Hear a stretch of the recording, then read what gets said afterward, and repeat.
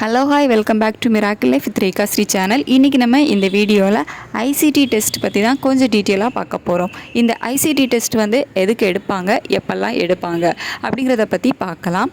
First இந்த ICT test எதுக்காக எடுக்கிறாங்க அப்படின்னு பார்த்தீங்கன்னா, நீங்கள் ப்ரெக்னெண்ட்டாக இருக்கும்போது ஃபஸ்ட்டு பிளட் டெஸ்ட் எடுப்பாங்க. இந்த பிளட் டெஸ்ட்டில் உங்களோட ஆர்ஹெச் நெகட்டிவாக இருக்குதா பாசிட்டிவாக இருக்குதா அப்படிங்கிறத பார்ப்பாங்க. இல்லை நீங்களோட ப்ரெக்னென்சி ஆகிறதுக்கு முன்னாடியே நீங்கள் பிளட் குரூப் செக் பண்ணியிருந்தீங்க அப்படின்னா உங்களுக்கு தெரியும் உங்களோட பிளட் குரூப் என்ன, நமக்கு பாசிட்டிவ் பிளட் குரூப்பா இல்லை நெகட்டிவா அப்படின்னு சொல்லிட்டு. பாசிட்டிவ் அப்படின்னா ப்ராப்ளம் கிடையாது.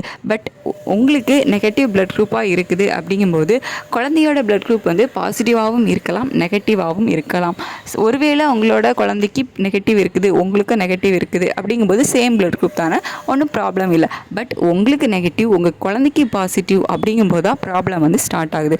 அதாவது வேறு வேறு ரத்தம் அப்படிங்கிறதுனால அம்மாவோட உடம்பு நம்ம உடம்புக்குள்ளே வேறு ஏதோ வந்துடுச்சு அப்படின்னு நினச்சி சம் ஆன்டிபாடிஸை ப்ரொடியூஸ் பண்ணும்.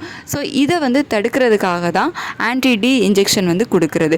இந்த ஆன்டிபாடிஸ் உங்கள் உடம்புல இருக்குதா இல்லையா அப்படிங்கிறத செக் பண்ணுறதுக்காக தான் இந்த ஐசிடி டெஸ்ட் எடுக்கிறாங்க. இந்த ஐசிடி டெஸ்ட் ஃப்ரீக்வெண்ட்டாக எடுப்பாங்க. அதாவது ஒரு மாதத்துக்கு ஒருக்கா, 2 மாதத்துக்கு ஒருக்கா. ஸோ இந்த மாதிரி ஐசிடி டெஸ்ட் எடுப்பாங்க.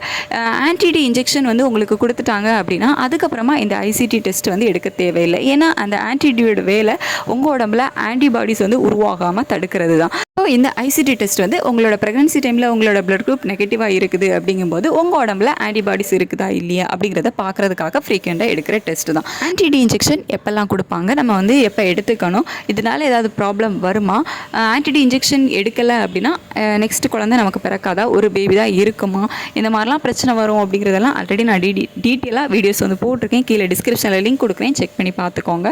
உங்களுக்கு ஏதாவது சஜஷன் இருந்து அப்படின்னாலும் கீழே கமெண்ட்டில் சொல்லுங்கள். இந்த வீடியோவில் நேரம் பார்த்ததுக்கு தேங்க்யூ ஸோ மச்.